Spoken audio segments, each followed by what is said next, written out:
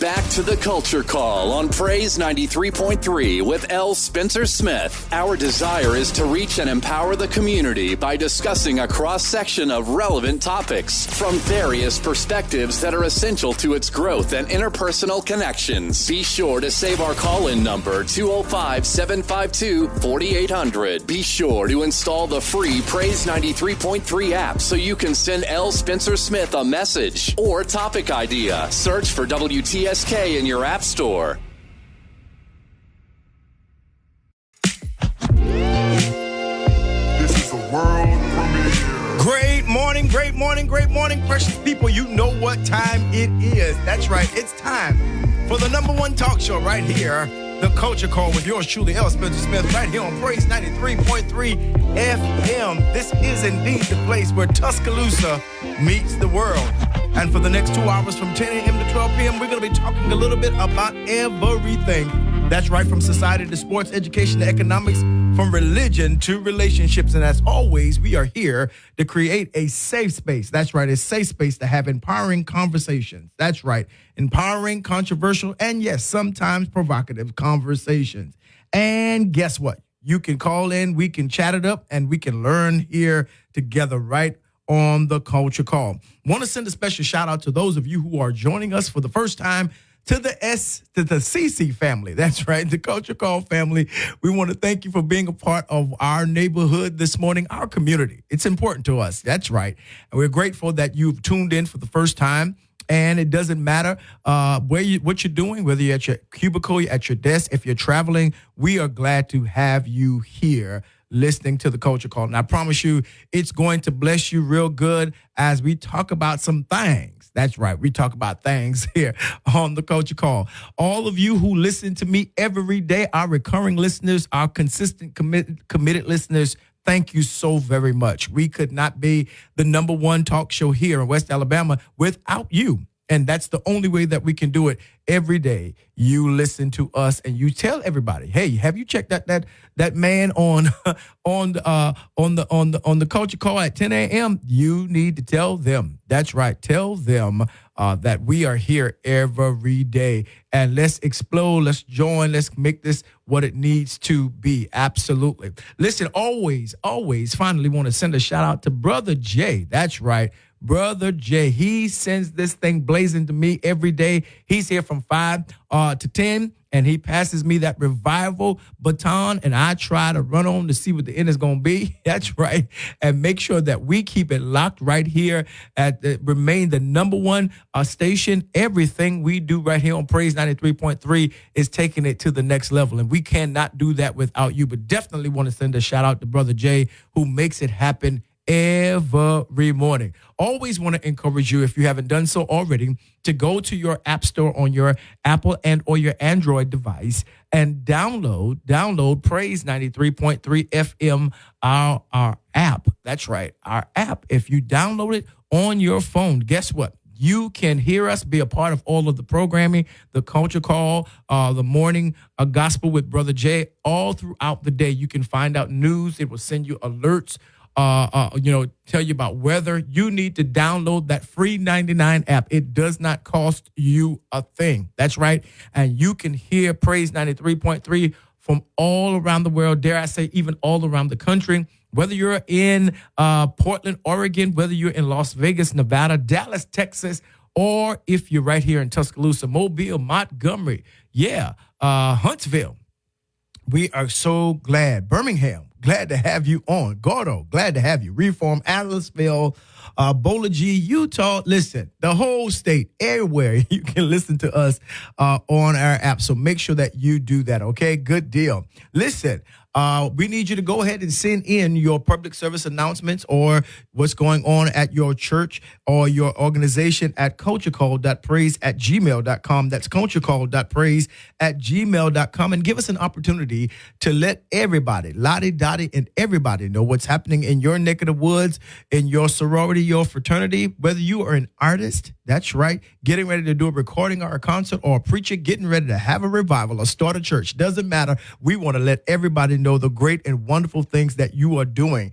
And we want to take up time on the Culture Call to expose that. You know why?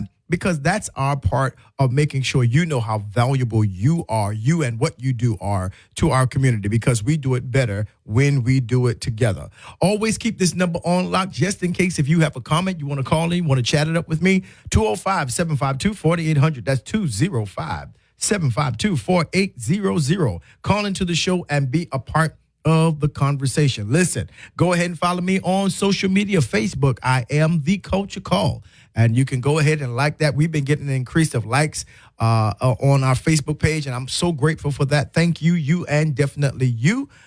You make it happen for us. And as always, if you missed a broadcast, you can go to Apple Podcast and you can type in Culture Call. Leave out the article and just type Culture Call, and you can hear the broadcast that happened that day or something that you may have missed in prior weeks. We want to make sure that you do that, and do that quickly. Right? Don't want you to miss anything. Do me a favor, sit back and relax, grab you some coffee. You know how we do it over here, Maxwell House of Starbucks. And maybe you don't like coffee. Maybe you're just not a coffee drinker. Go ahead and get you some herbal tea, chamomile if you're trying to calm down, and definitely get you some green tea if you're trying to get a little caffeine kick. To make it through all the way to lunch. That's right. Or you can definitely get you some alkaline water. That's the water in the black label. My favorite is Essentia. That's right. My favorite is Essential. You can definitely do that and detox your body. That's right. Detox your body. Take care of your body. You only get one. That's right. And hey, let's get into the culture. Hey, we want to begin this morning saying a prayer for those who are in Baltimore. I was awakened this morning when I got up around about 6 o'clock this morning that there was a cargo ship that hit the Key Bridge there, a major bridge there in Baltimore, Maryland, and the entire bridge collapsed. And I saw pictures around 7 a.m. this morning, and I was like, my God. And immediately I began to pray that there were construction workers that were working on the bridge that we understand that were fixing potholes. And the cargo ship that was carrying a tonnage of supplies from Singapore, I believe, hit one of the structural beams of the bridge, and the entire bridge collapsed. And but not the entire bridge, but a great section of that bridge collapsed. And I believe at last put there was seven workers that they were looking for, and they found 2 already alive. And so we're praying that they find all of the workers safe. But let's take a moment to just pray wherever you are, and just make sure that, things can happen in just a moment. Things can happen when you just blink your eyes. You wasn't even looking for it. They weren't even thinking about that. And we don't fault those who were, driving the cargo ship. They started out, they lost power. And they gained power, but they communicated really quickly to the transportation department. So a lot of the traffic cars that were supposed to probably be on that bridge that time of morning in transit, probably to work and travel, they were not on there. And that is a blessing of the Lord. But we still have those seven people and those workers that are yet to be rescued. That's what we're going to believe God for, rescue, right? And so wherever you are, just bow your head and say a prayer for them. And we thank God for rescue. We thank God for restoration. We thank God for life, health, and strength. And we make sure that the families are covered, that city government is covered from the governor to the mayor, and all of those in that local area there. And we just pray that what has happened today will be the beginning of something that will be a tremendous rebound. But what is most important right now is that we pray that all of the lives that are yet affected be tended to, that comfort and peace and even expectation and faith will arise, hope will arise, because we do believe that those men will be rescued.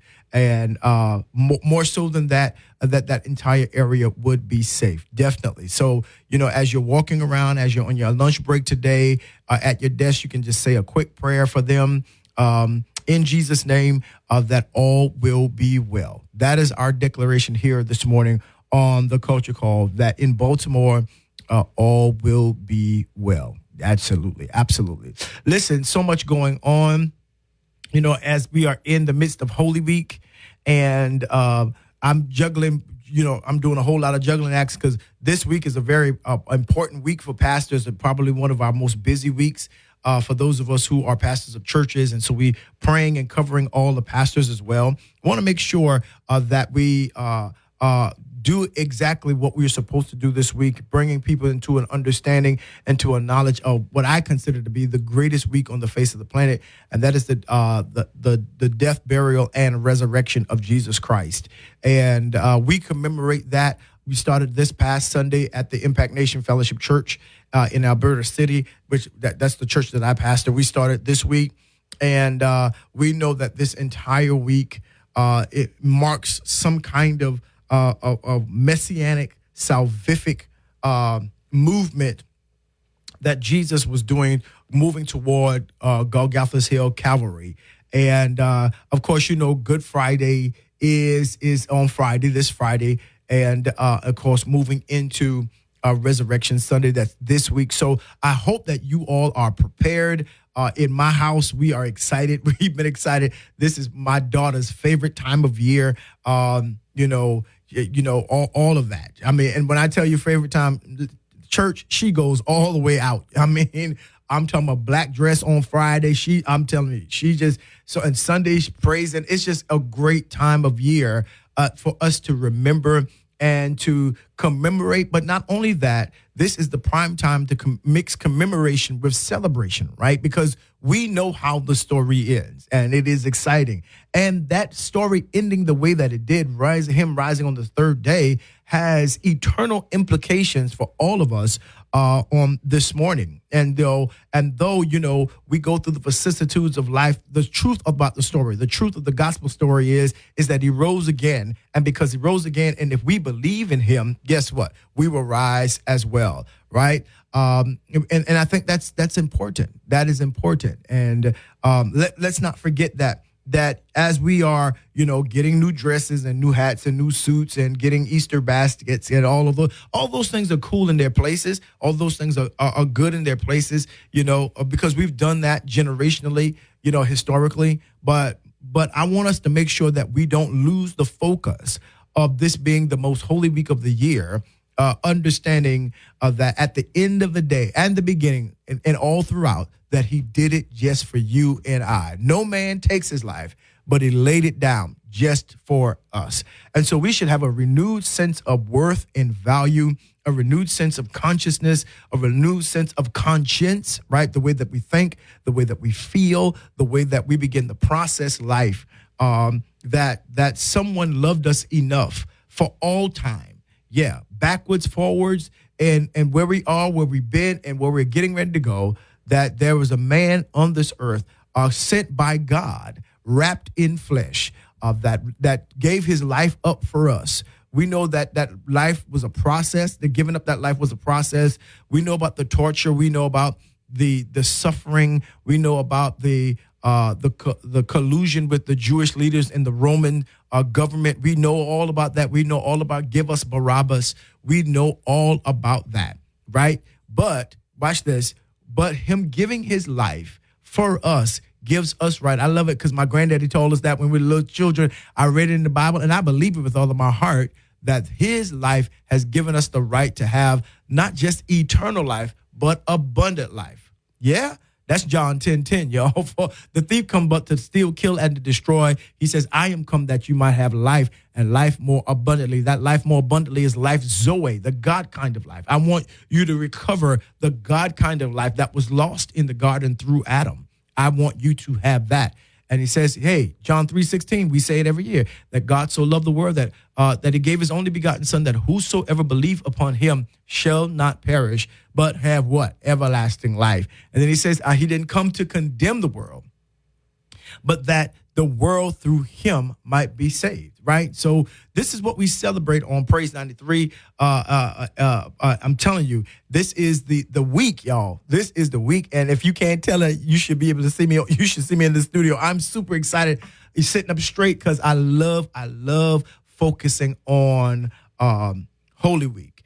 And I love talking about this week, and it just does something to me, not just as a pastor or a preacher, but as a person. If when you really grasp the belief and have faith in it, to know that one person laid his life down for me, for my future, that's overwhelming. That is overwhelming. And so all of us, we ought to get excited. That's right. That our futures are secured in him. That's right. Our futures are secured in him. Not only is this Holy Week, there's a whole lot going on outside of the sacred world, if you will say that, if we can say that, outside of the religious context. Starting yesterday, the case with the former president, the criminal case with the hush money is going forward in New York. That was decided on yesterday. There was also an appeal court that gave him a reprieve on the $454 million, and I think they knocked it down to $175 million, which was wow, right? So he has 10 days to get that. He still owes the 454 plus interest, but the appellate court said that to bond out or to even start an appeal, he has to secure himself or secure the whole or the whole writ against him by offering up $175 million. So that's going on there.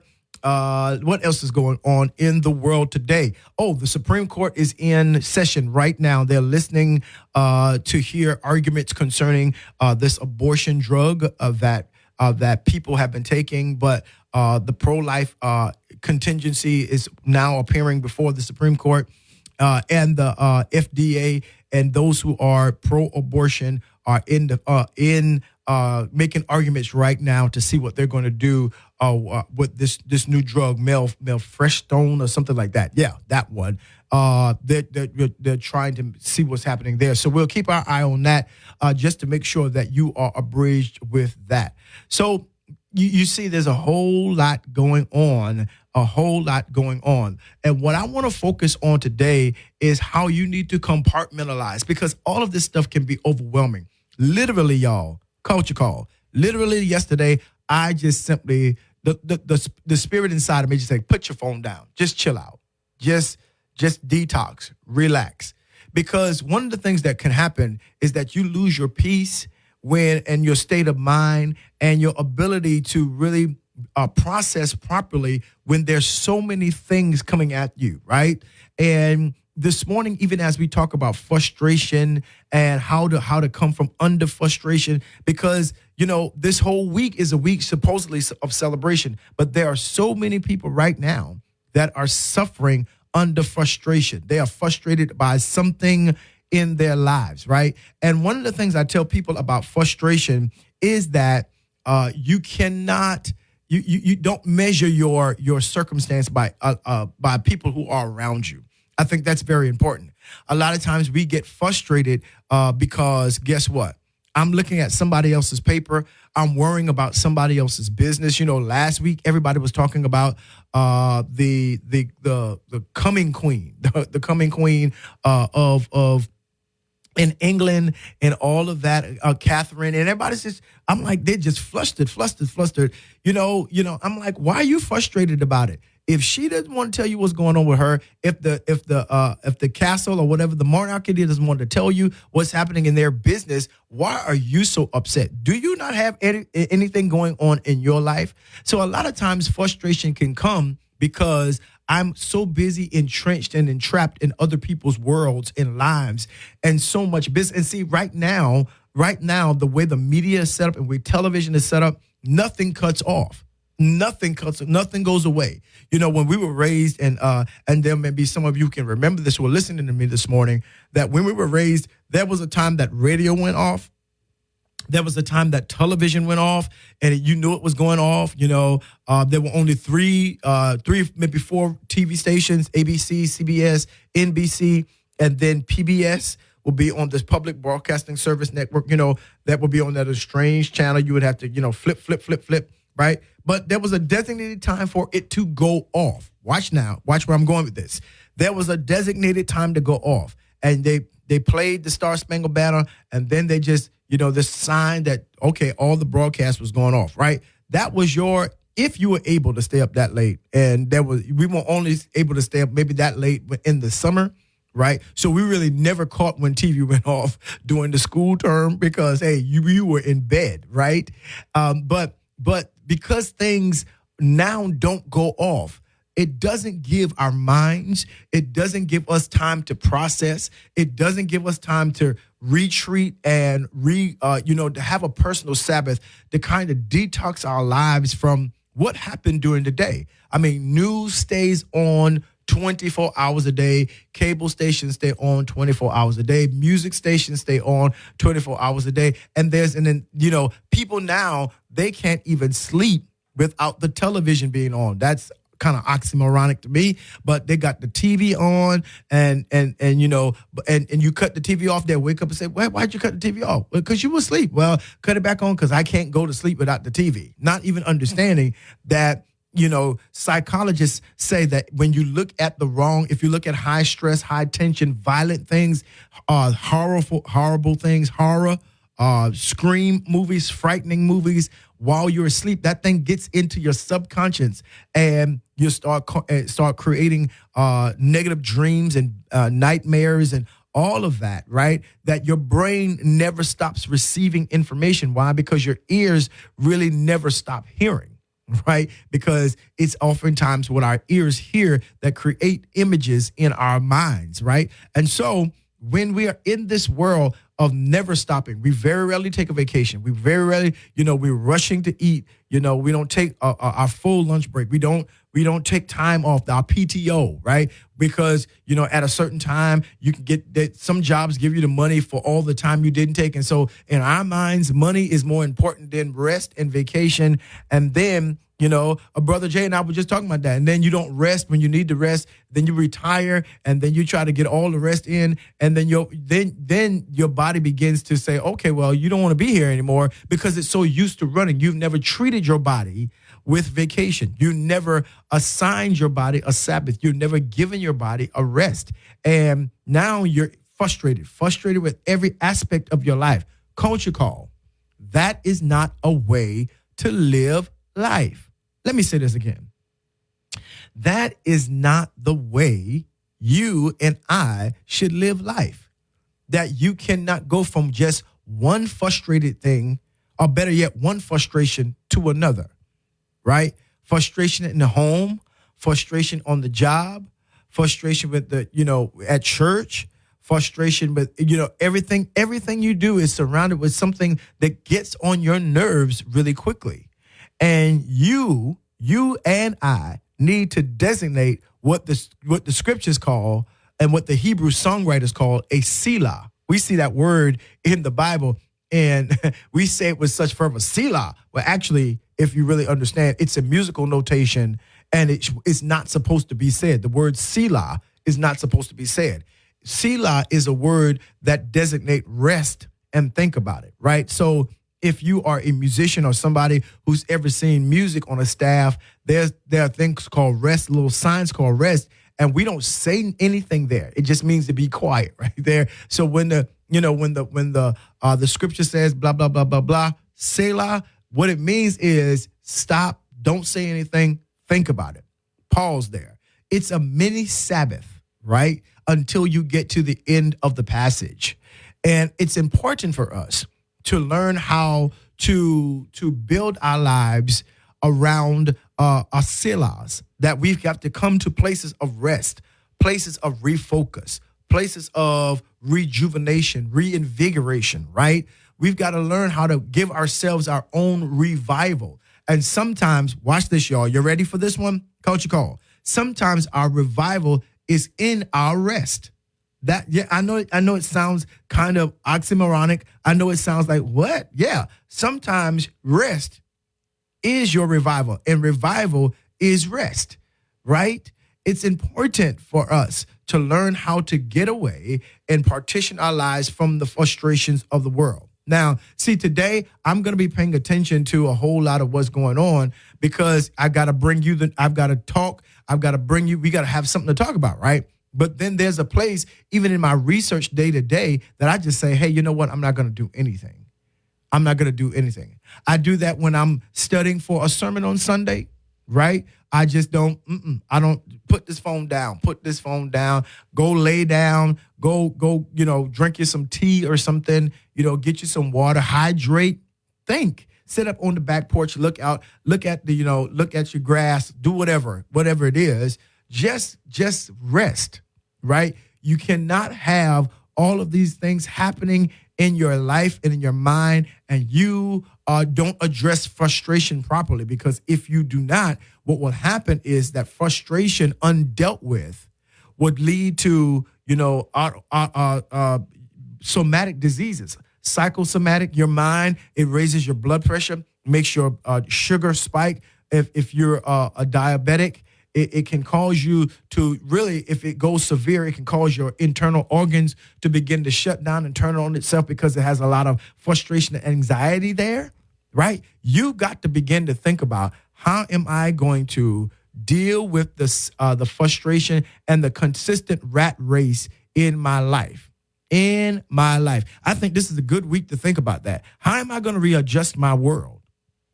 How am I going to readjust my world to address me running all the time? And I want to talk to you about, how are you dealing with frustration? Are you giving yourself enough rest? Tell yourself the truth. That's right. Don't turn me off. I know I done got on your nerve already, right? No, but hear me. You got to start thinking about how long you really want to live this life. You can't participate in your own demise. That's what I'm trying to tell you. That,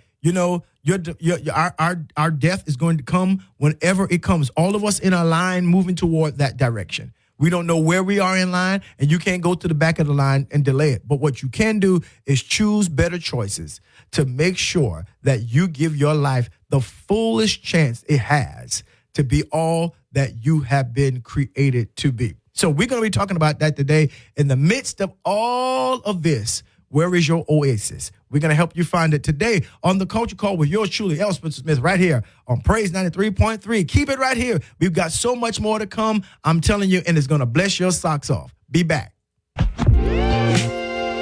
This is a world premiere. And we are back right here on The Culture Call with yours truly, L. Spencer Smith, Praise 93.3 FM, your inspiration station. And I'm telling you, we're about to embark on a wonderful, wonderful conversation about frustration and how to give yourself a rest. Give yourself a break. Yes, that's what I said, and I meant exactly what I said. Give yourself a break. That's right. It's time. Don't you think you're overdue for a break? I think you are. And what is important is that you got to understand how to not get caught up in this whole idea of, everything's got to be done. You see, frustration a lot of times come because of failed expectations, that we have certain things in our minds that we want done or should have been done or the way we want it done. And we get caught up in this whole thing, it all falls apart when it doesn't happen, when I want it to happen, how I want it to happen, with who I want it to happen with. I understand, because we can live our lives in frustration so much. Or better yet, when you're looking at someone and you had high hopes, your children, your spouse, your friends, your family, you had such high hopes for them, and then they come around and they don't even try. They don't even do their best. And you're sitting there like, what is going on with you? You get really frustrated, and you get involved in so many things because you don't know how to tell. Watch this. You don't know how to say no yet. You don't know how to say no yet. And you should know already that no is part and parcel of how you begin to maintain your peace and pull yourself out of that frustrated place. Now, let me say this, that frustration is inevitable. Everyone will be frustrated. I don't know, the Lord God got frustrated, right? Jesus got frustrated, right? The spirit can be vexed and grieved. So frustration is one of those ubiquitous, one of those universal things that none of us can avoid if we're actually going to live and participate in life. So you're going to be frustrated. But I think the questions that we have to ask ourselves is, why are we frustrated? I mean, what is the source of our frustration? Is it because our expectations are not being met? Is it because I want to do something and I don't have necessarily the resources to do it? Am I out of energy and working myself into the ground, and I am trying to get things accomplished by the skin of my teeth, and I've not really taken any kind of rejuvenation, any kind of selah that can, put some oxygen back into my own personal lungs, that I'm just walking around snapping at everybody, upset because you're tired. That's a real thing, y'all. You do understand that you're tired. And when you get tired, it's just like, you get at your wit's end. So regardless of why we are frustrated, we need to acknowledge frustration when it appears, and not just to stop it at, oh, I'm frustrated at the end. No, frustration requires that there be a solution of how to free yourself from that suppression or that oppression of whatever is aggravating you. Right?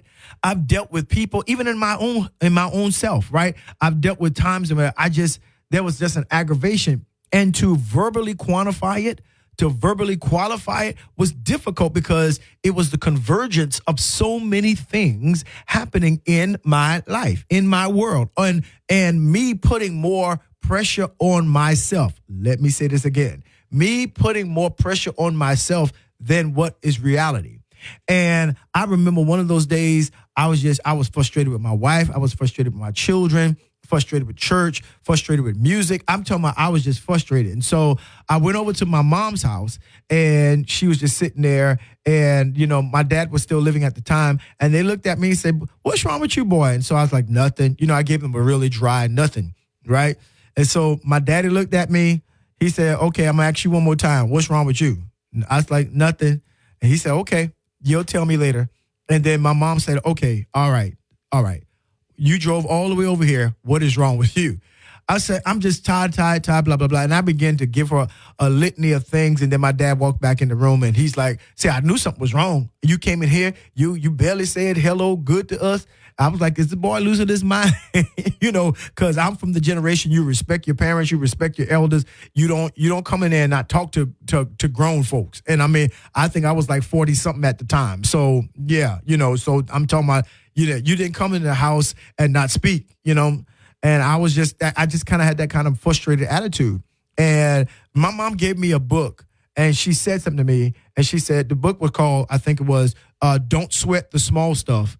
And then in the caption, in parentheses, it says, "And it's all small stuff," right? So her thing was, don't sweat anything, right? Why are you so frustrated about things you cannot change? Why are you so aggravated by things you cannot change, right? Why are you so invested in something that no matter how much effort you put into it, it's not going to change? They're not going to change, not at least by you. That situation is what it is. And so because we have this S on our chest a lot of times, and we think we're superheroes, right? In Marvel, DC Comics, we think we are, we can leap tall buildings in a single bound. And then we find that situation with their relationship or whatever, and that thing just won't change. It won't move. And you get really frustrated because you're trying to force transformation. You're trying to force change, trying to force movement, trying to force a different way of thinking. And, it frustrates you while that other person is going away free. They got off scot-free, and all of the worry is placed on you. And here it is. Now you got the migraine. Now you can't go to sleep. Now your food ain't tasting right. Now you start eating a lot of sugar and all that kind of stuff, trying to satiate and satisfy that area in your life, that whole idea inside of you. But the reality is that thing really doesn't have to do with you. You can't not change it. And part of the way that you move yourself from frustration and come back into a place of rest and refocus is that you really got to understand your own limitations. You and I have limits. Culture code. Did y'all hear what I just said? I said, you and I have limits. We have limits, right? If you could change it, guess what? It would have been changed by now. If you could rearrange it, guess what? It would have been rearranged by now, right?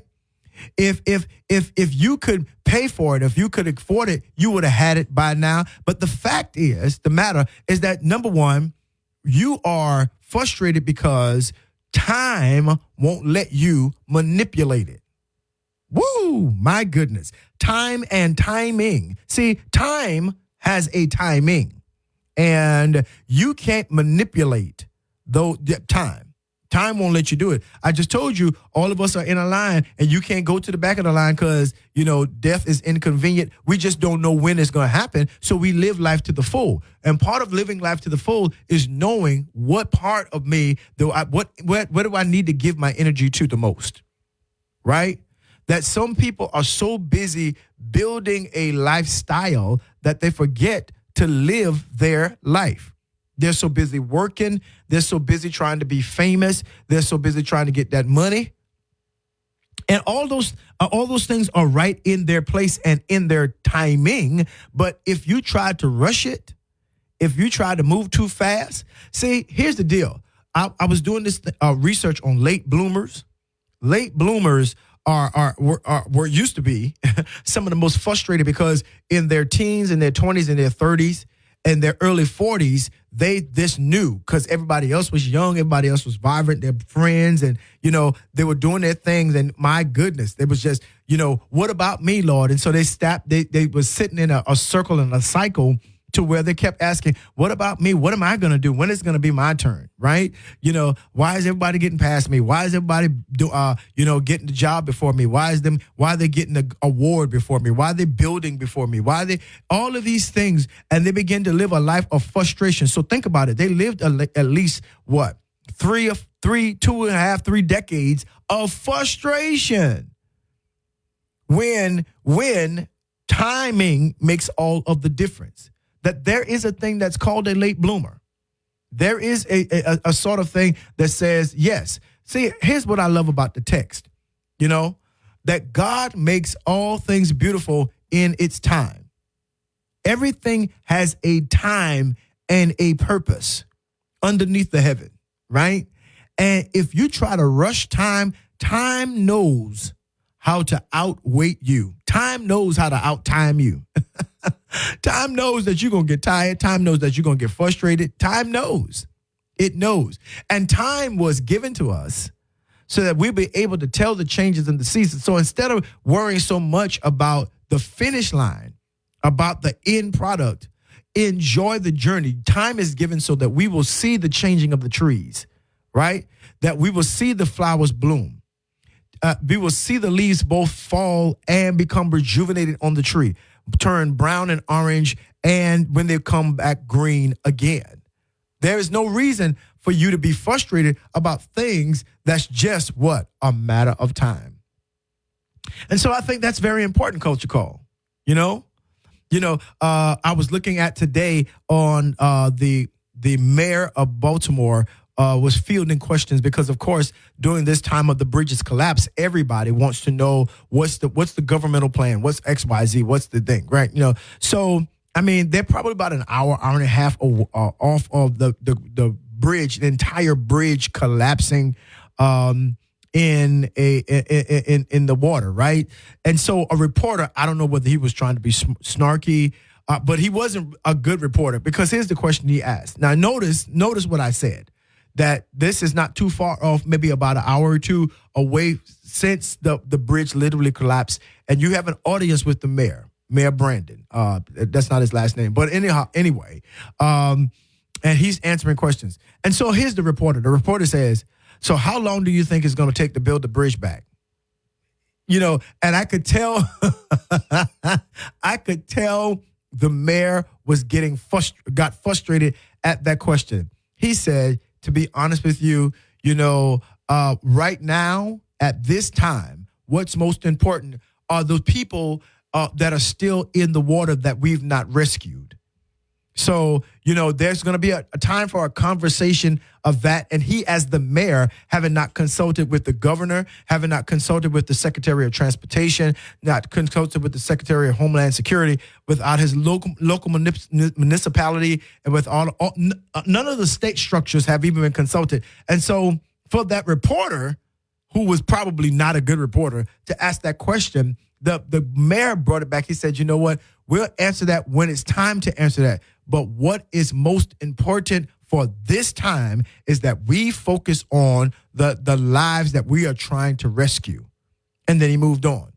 You know what that told me? That told me, number one, that people, a lot of times, we can allow ourselves to be rushed and forced into decisions and conversations that further exacerbate our energy, our thought process, our peace, our witness, our conscience, because they want us to answer the question that is not time to answer. It's not time to even focus on that yet. So why are you there? Why are you talking about that when there are still lives in the water? Let's try it again. Why are you focused on that when there are people that have not been rescued? Is that not the most important thing? And see, a lot of times we get frustrated because we're focusing on the thing that is not important at the time. It's not important, And when we do that, it causes, watch this, it causes our blood pressure. It causes anxiety. People putting you on the spot and you allow yourself to do that. No, sometimes you need to say, yeah, it's not time to talk about that. I was teaching a class last night and one of my students raised their hand. I was teaching it on Zoom, a virtual class. And one of my students raised their hand and I got a question and they said, well, it doesn't have anything to do with what we're talking about, but it's important. I said, I am only answering questions that have to do with this class. Now, I have a student population of about 25 people from all across the country, from the north. I mean, everybody. And so this individual, they wanted to ask a question that had nothing to do with what we were talking about in class. And I said, well, do you have my number? Do you have my email? Contact me. But what I'm not going to do, and I said it, what I'm not going to do is waste everybody else's time on a superfluous question that they have nothing to do with. That's not being considerate of their time. I know you think it's important because it has to deal with you, but I'm going to focus on the class that I'm teaching. See, if you're not careful, things on your, things in your peripheral will try to cause you to divert your focus on what's in front of you in the task at hand. And you, Culture Call, we have to be reminded that focus is our responsibility. I'm not ignoring you, but I've got a job to do. I'm not ignoring you, but I need to tend to this right now. I need to make sure that I address this measure right now. I know you think that what is urgent to you or an urgency to you is an emergency for me, but it's not. It's not. And if you're gonna begin to bring yourself out of frustration, you've got to begin to sometimes be very pointed to say, "Hey, I'm focused on this right now. Do you have another? Can we talk about this another time?" Because again, once you lose focus and divert attention and energy, and then they emailed and texted the question, and it wasn't as important. It wasn't on my top 10. It wasn't on my top 20, really, if I could be honest. But I mean, again, I had to maintain my focus for the assignment of what I had to do. And so that I won't get frustrated, diverted. And, I got my students sitting up in class frustrated because now they're in a conversation that they don't even know what we're talking about because I'm just addressing something that you already said at the front end has nothing to do with the class that you're teaching right now. And so I had to make an executive decision as the teacher, as the instructor, to say, no, I'm not talking about it. And that's what you got to do. You in your own life. No, that's not important for me to talk about right now. That that's not where I'm not going to get frustrated by adding something else on my plate. I've got all that I can handle on my plate right now. I have all. Coach Call, hear me. I have all that I can handle on my plate right now. And I am not going to add something on it that does not have anything to do with where I am currently headed right now. Will I get back to it? Maybe. More than likely, I will. Right? But I have to choose. I have to choose how I manage my time so that frustration. Now I got 15 things on my plate when I only had room for 10. Right? And now I got 5 other things that's diverting my attention, that's running me crazy, getting on my nerves, because guess what? I allowed my focus to be distracted. And Culture Call, you cannot do that. You cannot do that.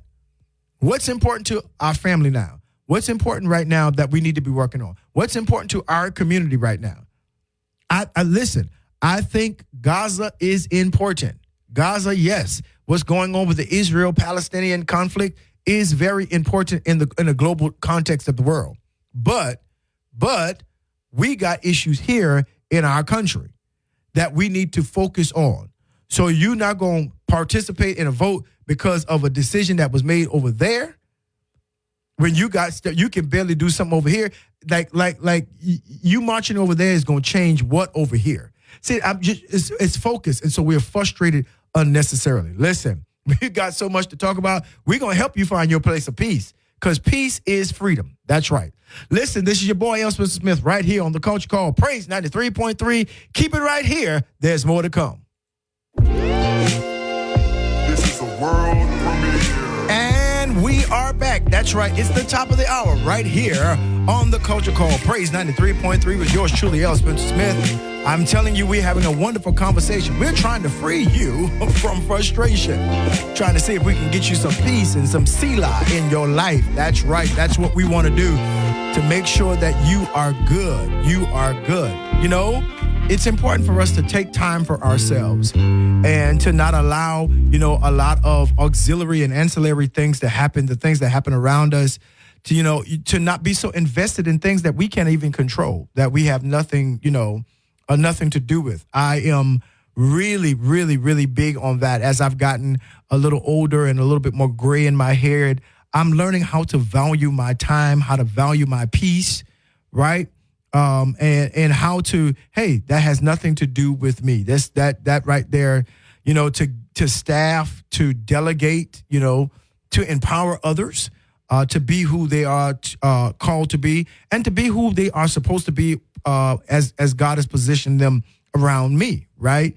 To help me, to assist me to be who I am, while they become who they are as well. So it's important for us to take that notion and that understanding as we move forward. And we've got so much to talk about concerning that. 205-752-4800, or definitely you can hit me up on the chat. You can hit me up on the app and let me know what you think about our conversation and how it is blessing you on this morning. Listen, got a few community announcements this week at the Impact Nation. Make sure I read this right. This week is our Holy Week. That's right.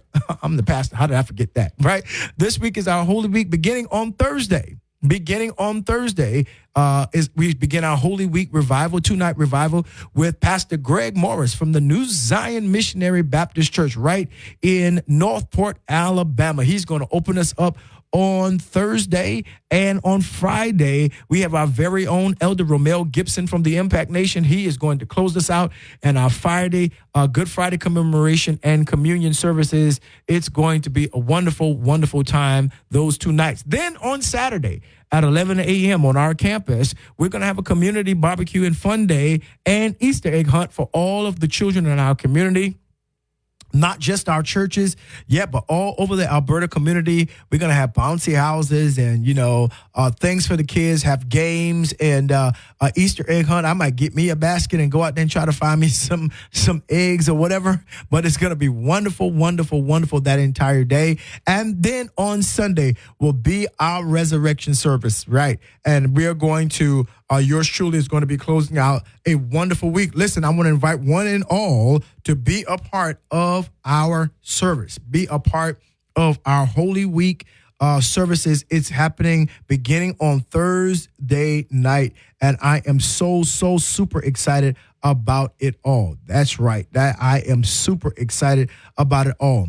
I want to remind you that the Business Health and Wellness Division at Shelton State Community College is excited to announce that they will be having an annual health and wellness fair on Tuesday, April 2nd. That's right. I'm telling you, March just marched right on in, marched right on out, and April is right around the corner. So Tuesday, April 2nd, at the Shelton State Community College, they will be having a business health and wellness affair, and that is going to be wonderful. It is aimed to provide students, staff, and community members with access to valuable resources, services, and information, to support healthy living. It's what we're talking about today, healthy living. And so that is on April 2nd. Go ahead and mark your calendars for that, because it is going to be a time. Do you hear me? It is going to be a wonderful time that you do not want to miss. Also, want to make sure that all over the city there are voter registration drives that are going on.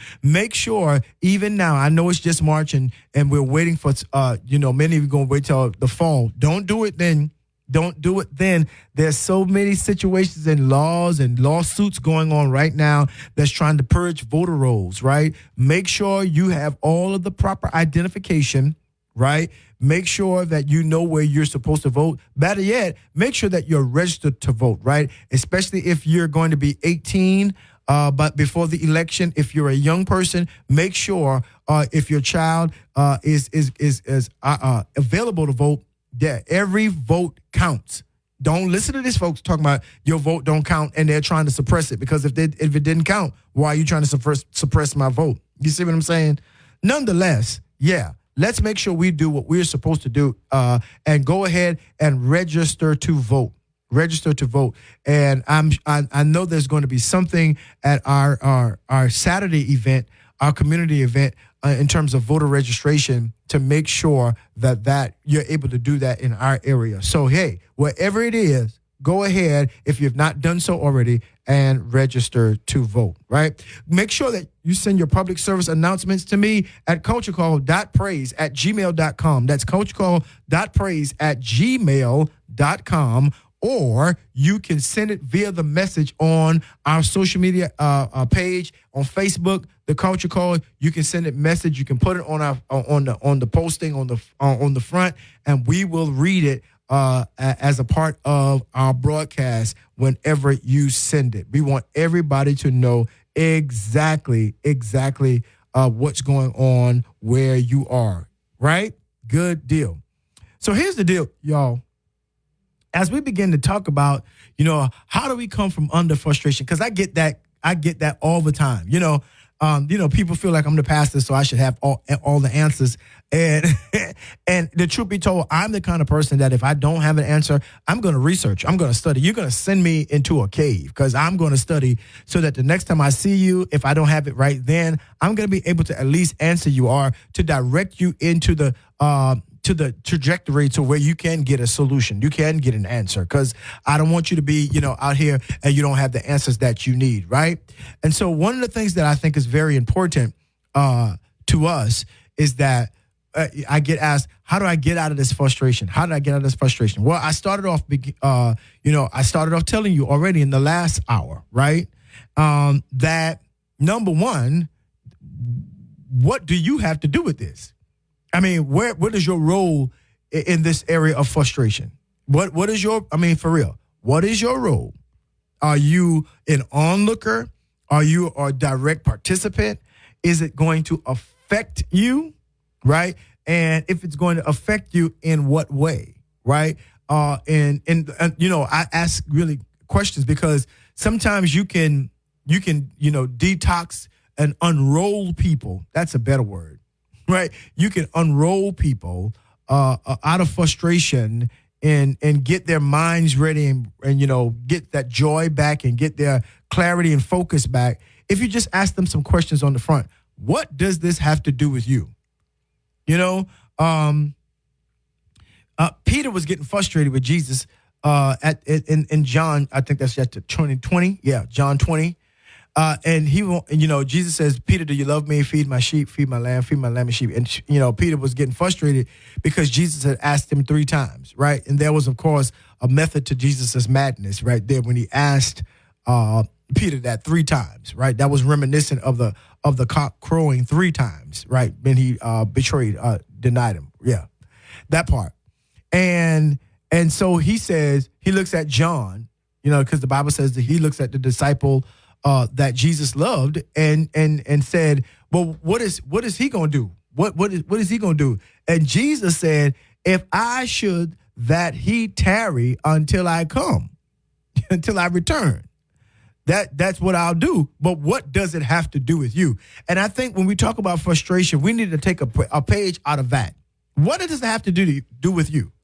I mean, for real, what does that have to do with you? How is that going to add bread on your table, money in your pocket, peace in your mind? How is that going to benefit your house and your household? Yeah, how is it? I mean, it's one thing to be aware.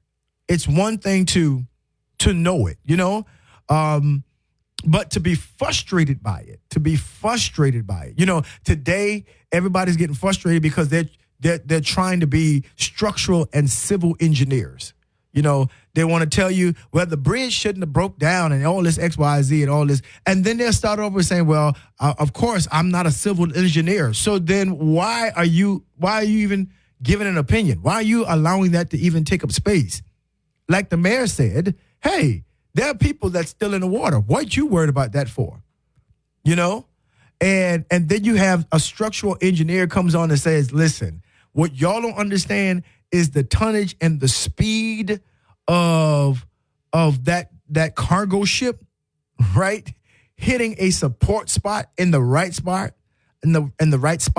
it will make that ship, that bridge collapse, right? The structural engineer is telling them that, and they're gonna come back and refute. Sir, ma'am, you got a degree in barbering. You went to culinary school.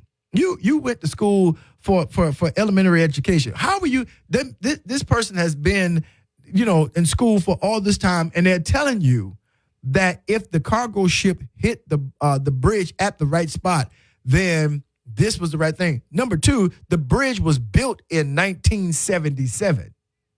Right. So, I mean, they're getting all frustrated and they haven't done the readings. Okay. All right. Let's just say you're right. How are you going to correct that? Right. And it was because they wanted to attack, infrastructure bill and all that kind of infrastructure. Well, I mean, that has already been taken care of governmentally. And the infrastructure bill, you couldn't do nothing about that anyway. See, we are teaching people in America, most specifically, how to get involved with things that ain't their business, that's way above their pay grade. And the what is aided and abetted that is social media, because now anybody literally can get on social media and think that they are a guru because people are following them or people are liking their posts. You think that you have no understanding about how anything goes in particular areas, right? Except the area in which you have been educated in, and you want to have the same level of gravitas, the same level of input, the same level of, truth-telling and serious notion like the people who are skilled in those areas. And that is, again, because of social media, but also because our society is controversy driven, right? Our society is overdosing and inundated with conspiracy and controversial themes, right? So we think people are always lying, or we think people are always getting over or trying to get over on us, right? We think people are always, using some kind of trickery, right?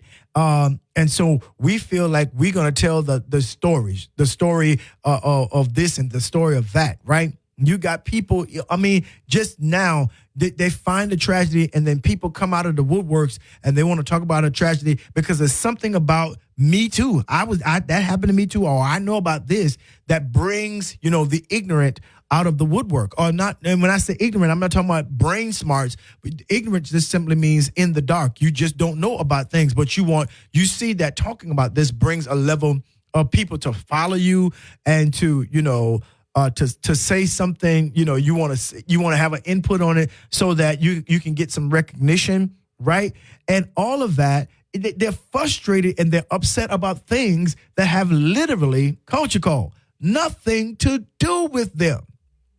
Why are you bothered by what kind of color robes they wear in the choir? You're not even in the choir.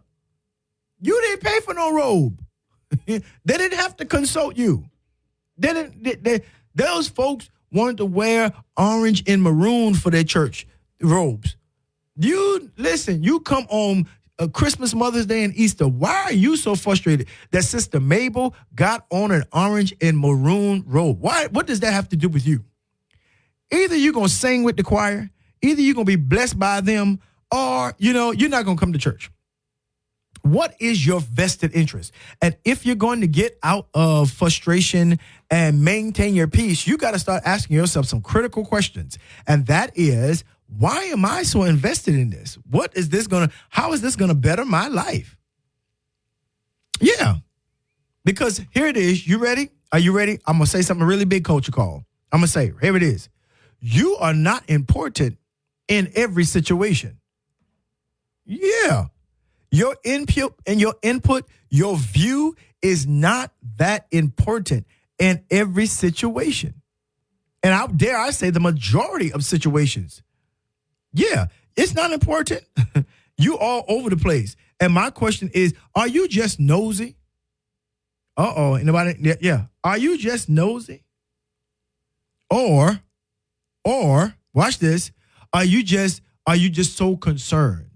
Because when you're concerned will drive you towards solutions. If it's not going to do that, why are you so in it?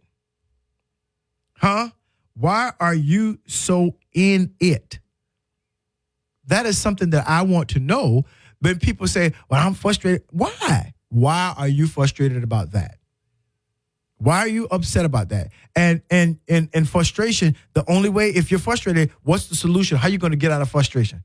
I don't even know. Then, my goodness, your stomach upset, you got indigestion, heartburn, you can't eat, you can't focus, you can't sleep, and you frustrated about something you cannot change. You cannot change it. And so we got to start telling ourselves the truth or asking that question to people around us that's frustrated. Come here, little baby. Come here, sweetheart. Sit down. Let's go get some TCBY yogurt. Let's talk about it for a minute. Why are you so upset about that? What does it have to do with you? And when you slow them down and you start making them accountable for their own thoughts and their own placement, right? And you tell them, you speak the truth in love and be honest with them and just simply say, yeah, that doesn't have anything to do with you. You're frustrated for no reason. Yeah, when you get an understanding of that, you're frustrated for no reason. No reason. None. Now, it's one thing to be concerned. Because we ought to be concerned about some things, right? I am concerned. I know several people in Baltimore, right? Since that's the topic of the day, I know several people in Baltimore that I don't know where they live. They could have been at any time. My pastor, my bishop, he and his wife, live in Baltimore. Their family, people who are close to me, live in Baltimore. So I am concerned. I am concerned just to make sure that for their safety, make sure that nobody who's connected to them was driving on that bridge as well, right? So I was definitely concerned, right? I'm definitely that. But, what I'm not going to do is be frustrated and upset with the folks that are the rescue crew. I'm not going to be upset with the firemen, the policemen, the mayor, the governor, and all those people who have information about things that I don't know. I don't have, and I can't be frustrated about that. Even if they called a meeting, they should have had a press conference by now. You're not going to be there. You can't ask no questions. Your point of view is not going to make a difference. So what? Why are you frustrated about it? Isn't that good? Why are you upset about it? Is my question. Why are you upset about it? Right? And see, you have to begin to understand, what is your ownership in that? What is your take in that? Why are you so vested in that? Why are these notions that go back and forth in your mind, because again, like I said, we have a culture now that allows everybody in. Here it is. You're frustrated about decisions that your children make. Well, now see, when they're in your house, here's the thing. When they're in your house, then yes, be frustrated because they are your responsibility. But when they are adults and they're grown, now our job is coaches. We are parents, but yes, our thing is to give them the advice. But I talk to my kids all the time. Hey, here's what I think. Here's what I had planned. But I'm let me know what your decision is. And some things you just got to support. I can't afford to get frustrated about a decision that does not involve me, does not include me, does not factor in my being, my well-being into that decision. Okay, so you got this. You bought a new car? Okay, fine. Can you pay for it? Yeah. You got insurance on it? Yeah. Okay. To God be the glory. Keep moving. Keep moving. Right? We get so we have to, first of all, if we're going to come out of frustration, we've got to be truthful and honestly tell ourselves, yeah, that don't have anything to do with me. That has nothing to do with me. So let me bring my pressure down. Yeah, right. I learned that even as pastor in the church, I had to say, that no, you brought that to me, but did you go to them? No. I can't be your reverend and your referee. Now, I'm willing to be your reverend because that's how God pointed me. That's what he told me to do. But I won't be your referee between you and Brother Ben about something between you and Brother Ben, because the text don't ever say, as a first recourse, bring it to the pastor. The text says that if you got an issue with somebody in your church, you got an issue with one of your brethren, go to them. Put your gifts down, put your anointing down, your great self down, put that down and go to them and see if y'all can fix it. And then it says, if you don't do that, if that don't work, here's the next piece. Level number 2, take somebody else with you. Right? And see if you can get some kind of parity, some kind of clarity on what we're doing, right? And then, thirdly, if he won't hear you, you've already brought somebody else, y'all tried to fix it, and then it says bring it before the church. Bring it before everybody. If that person is that unreasonable. But you know what? We're not frustrated enough to do things in the right order. Because we want our answers now, and we want adjudication, and we want it to fall on the way that we want it to fall. Yes. I had a friend, he was just vehement because he was, XYZ, and the situation happened, and I'm like, yo, bro, you round up. What's up? What's going on? And he began to tell me the situation. I said, hey, slow your roll, slow down. That's not how it happened. That's the stance you're taking. You're frustrating yourself with the stance you're taking. Why? Because you can't see it from any other perspective than by the way that you see it. Absolutely. You can't see that. And so you're frustrated by things that have absolutely, you're so locked into the way you want it to go. And obviously, it's not going that way. And bro, if I can tell you the truth, it shouldn't go that way, because in this instance, your way is not the best way for this to be done. Oh, he got mad at me.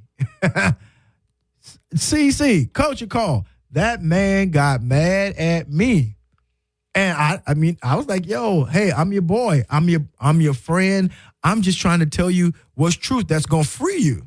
No, he wanted me to side with him. So I guess I added to the frustration, because not only did it not go his way, but I didn't side with him. And My job was not to side with you. You came to me because you thought I was going to tell you the truth. Well, at least I thought that's why you came to me. I didn't know that you were coming to me because you wanted to add me on the heaping pile of agreement. I didn't know that's why. I didn't know that I was the hired help that was going to be on your side against another individual. And I'm like, that's not known. I need you to take a different perspective. And I'm offering different perspectives. I'm offering different vantage points. He's like, no. So he drove away frustrated. He was frustrated. Bad. And I'm like, yo, and again, if you're ever going to get out of frustration, you got to understand, is there another way of looking at this? Am I looking at this from the wrong perspective? Is there something else that I need to be? Am I missing something? Should I be this involved and this invested? Right? Did they mean it that way? I know that's the way I took it, but did they mean it that way? Because here it is, the way we take things is not always the way the things are meant.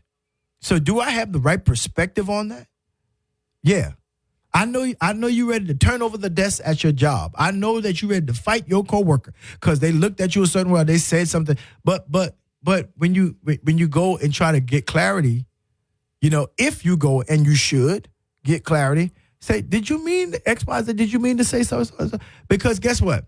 They could have been having a bad day. They could have misinterpreted something, And when you don't do the work of finding out what that may be, you could potentially end the relationship that you could have salvaged it out of frustration. You moved, and now you've been frustrated for years, and it wasn't over anything, right? So you got to ask yourself, hey, am I looking at this the wrong way? See, to get out of frustration, it begins with self-accountability. Self-accountability. What is my part in this? What is my role in this? Do I even have a role? Should this be just information to me? Right? Should this be something that, should it affect me to the place to where now I'm slamming stuff on my desk and I'm ready to, I can't eat my lunch. I want to be by myself. And should this be the issue with me? Is that the issue what we're doing? I think you need to really, really understand what it looks like. You really need to understand what your role is in why you are frustrated, Coach Cole. And if you don't do that, then that part. Then would peace be often forfeit, would needless pain we bear.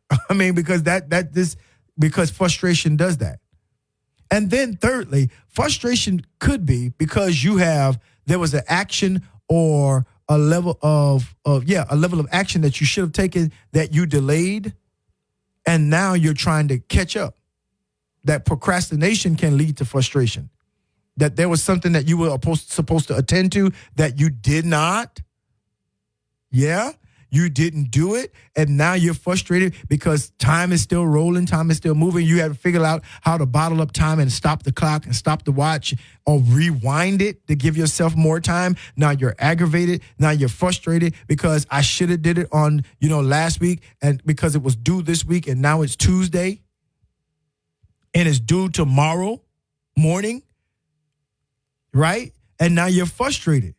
Now you're snapping and you're upset, but is that anybody else's fault but yours? See, I think when you begin to be honest with yourself and take accountability of your role in a matter, it helps. It really does, Culture Call. It really, really does. And I know, conversations like that sometimes frustrate people. It frustrates people, it aggravates you. Why? Because it frustrates you and aggravates you because, I'm telling you the truth. Yeah, I could have done it. I should have done it last week. I should have done it yesterday. I should have done it this way. I should have done it that way. And now you're upset about it because you run out of time. I told you time is time. Listen, time just said, hey, you knew the deadline. I don't know, you played yourself, I guess, and said, well, I'm just going to do it when I'm ready. I'm ready. But you didn't see these other things. And you got to know, when you lack focus, when you have a hard time focusing, frustration is always going to be your twin. It is always going to be attached to you. So you got to start with self-accountability. You got to figure out, why should you be invested, if you should at all. Concern is different than frustration. Right? Pray about it and keep monitoring, but I'm not frustrated about it. Right? And then you got to figure out, what once you figure out, should you be invested? If you should, then what should be your action plan? If you should not, then what should be your divestment plan? And then finally, are you missing deadlines and it's causing you to be frustrated? Are you abusing time?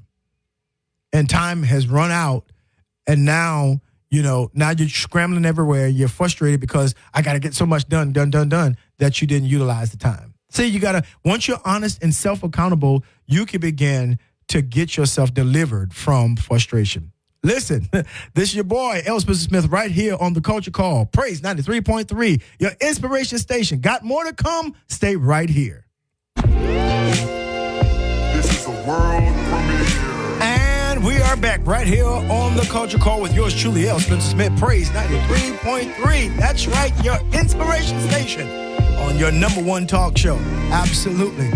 Couldn't have done it without you. We've got a whole lot more to come, but listen, I want to use this moment to really help us understand why it is important to free ourselves from frustration. Let's take a different perspective. I want to take a different perspective. What does it really mean? What does it really, really mean? Could frustration be a divine notion from God to tell us that, it's time to move on? It's time to do something different. Could you be frustrated, not just with things going on around you, but inside of you? Is there something about you that needs to be addressed, that you've been refusing to do so, right? For real. Is there something in you that you've been procrastinating or holding off or putting off? Something about yourself that you've needed to change, but you haven't? And now who you were is not viable in where you are, because things around you have changed. And see, when things around you have changed and you refuse to change, frustration is going to be a result, because it's crafted in language with things like, things sure ain't the way they used to be. I wish we could go backwards, right? Because frustration will only a lot of times gives you clarity in the rearview mirror and doesn't allow you to see clearly through the windshield. So it's very important. Frustration is, when you understand it, that is this God's divine way of telling me, hey, you need to do something different.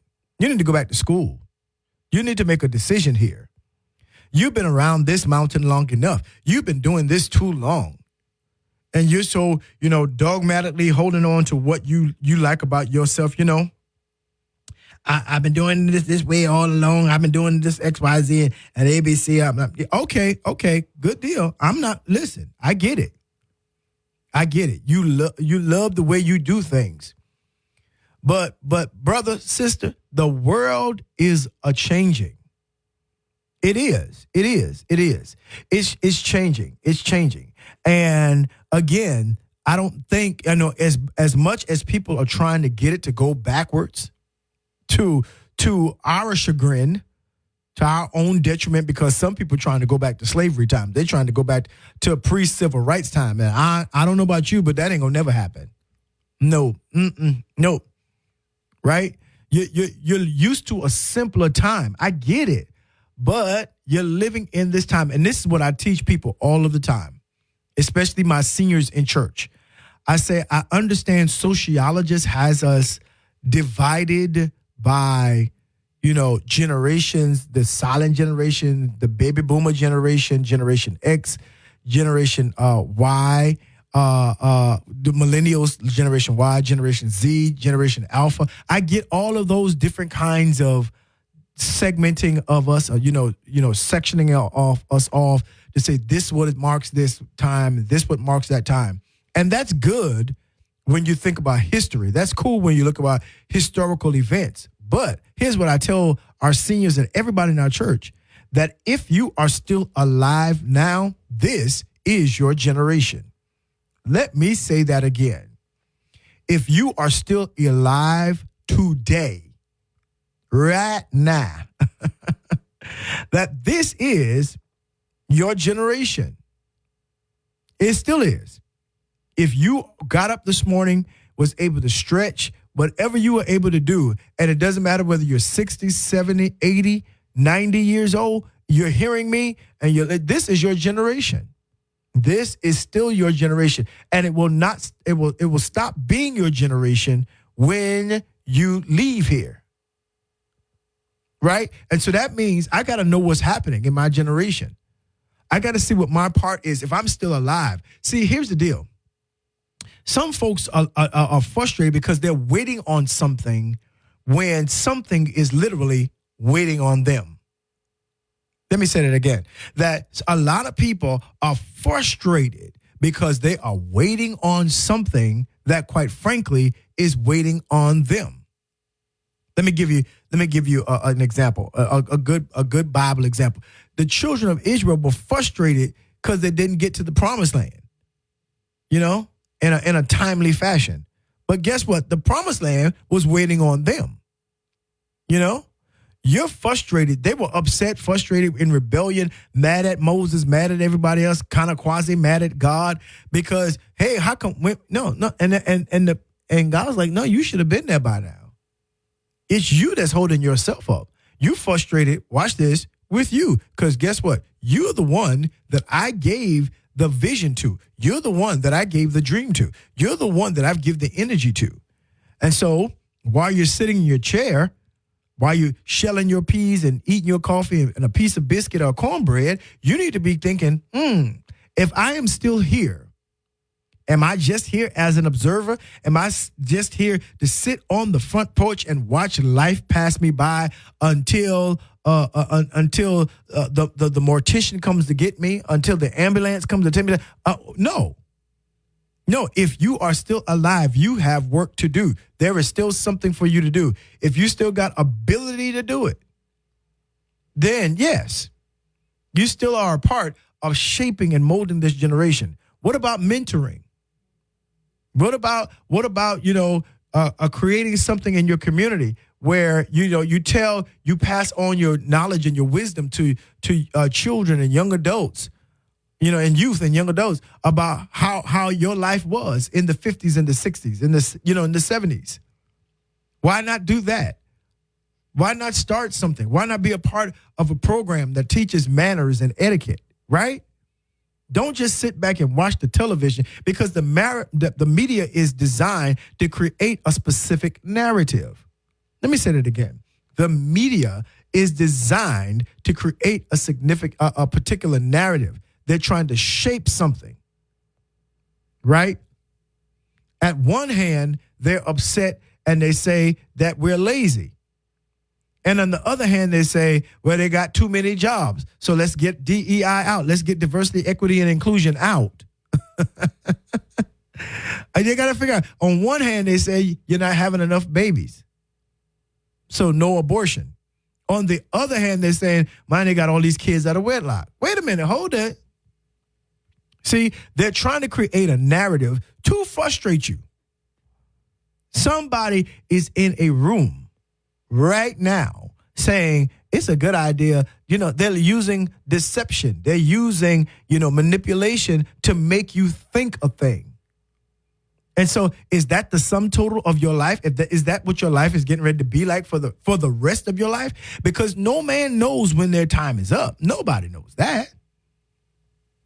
Right? We can sense it once we get close, and we can agree with that timing.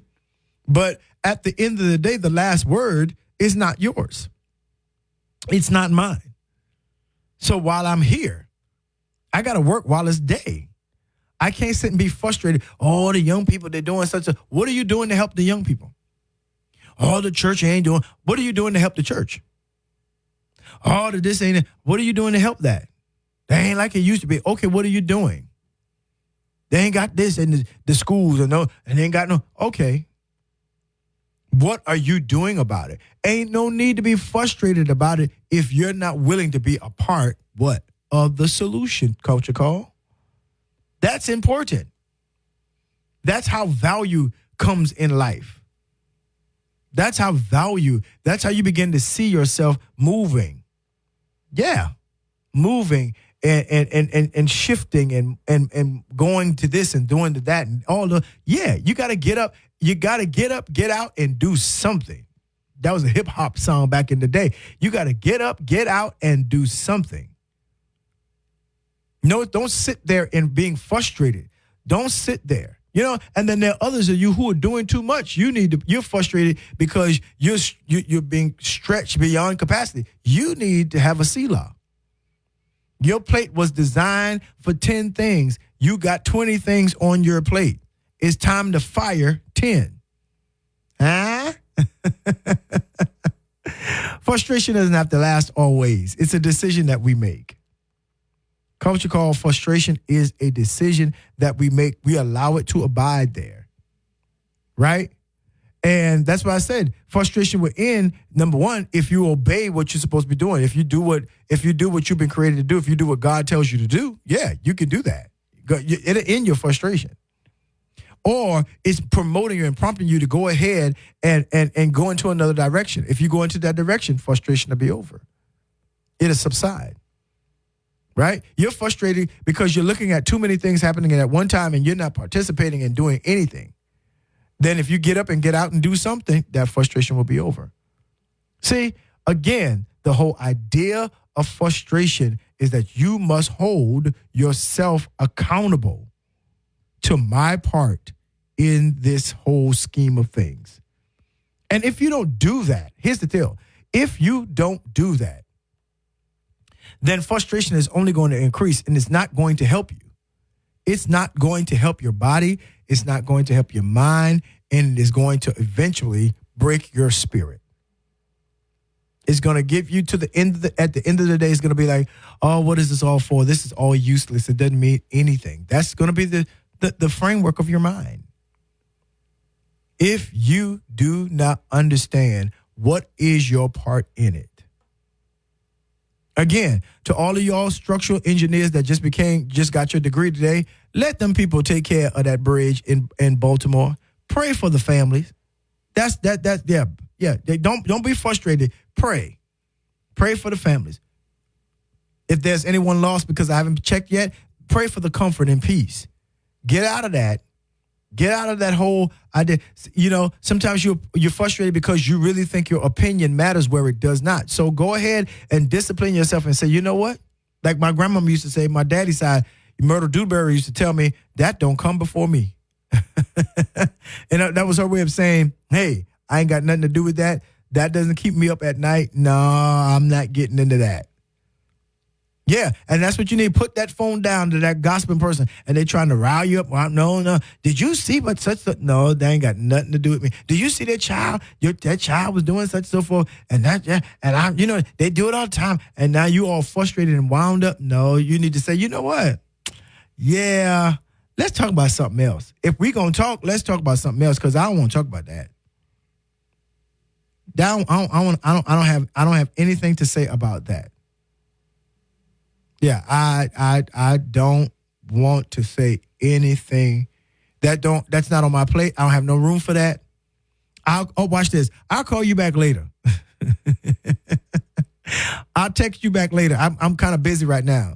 And no, you ain't. And I'm busy. Watch this. I'm busy minding my own business. I'm busy minding the business that pays me. I'm busy maintaining my peace. And I do not want to get in any other kind of menagerie or other kind of tomfoolery that has absolutely nothing to do with my well-being. Period.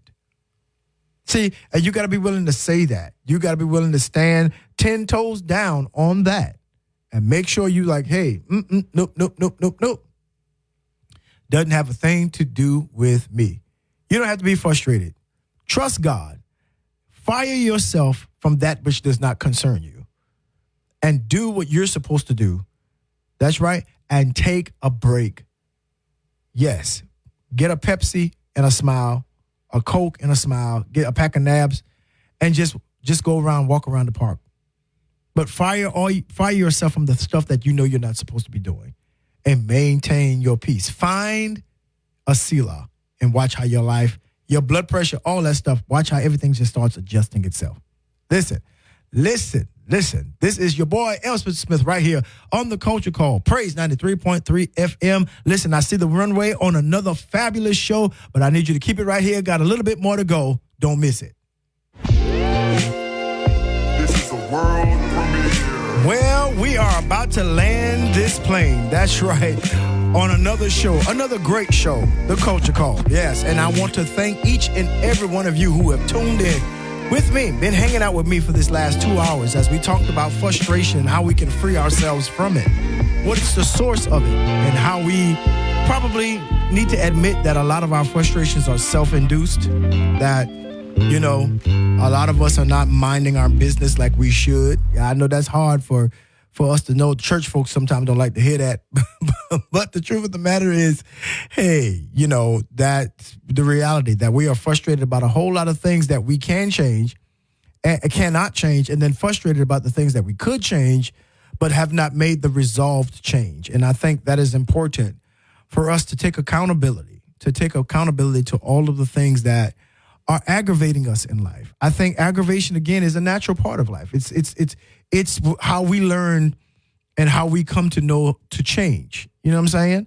It's how we begin to position ourselves in the realm of change, how we begin to embrace our responsibilities to do and to be and to actualize outside of, you know, the normal notions and opinions of people, even our own opinions of ourselves, right?